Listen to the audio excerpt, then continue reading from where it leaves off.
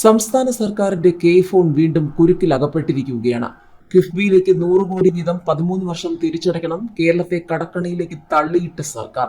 കൊട്ടിഘോഷിച്ച് സംസ്ഥാന സർക്കാർ ആരംഭിച്ച പദ്ധതിയായ കെ ഫോണിന് തിരിച്ചടി.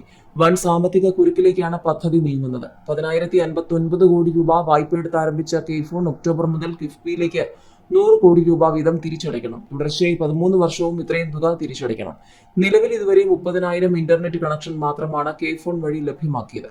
5,000 കണക്ഷൻ BPL കുടുംബങ്ങൾക്കാണ് നൽകിയിട്ടുള്ളത്. ബാക്കി സർക്കാർ ഓഫീസുകളിലും വാണിജ്യ കേന്ദ്രങ്ങളിലുമാണ്. പ്രതിമാസം ശരാശരി 600 രൂപ വീതം ലഭിക്കുന്ന 1.5 ലക്ഷം കണക്ഷനെങ്കിലും ഉണ്ടെങ്കിൽ മാത്രമേ തിരിച്ചടവിനായി 100 കോടി ലഭിക്കൂ.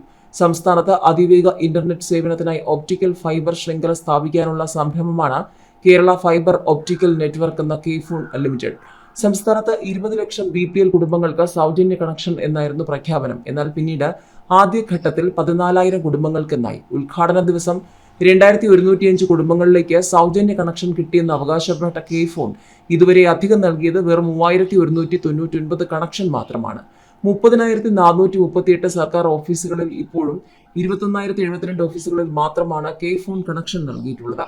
നിലവിൽ കണക്ഷൻ ഉപയോഗിക്കുന്നവരും കെ ഫോൺ ഉപേക്ഷിക്കാനുള്ള പദ്ധതിയിലാണ്.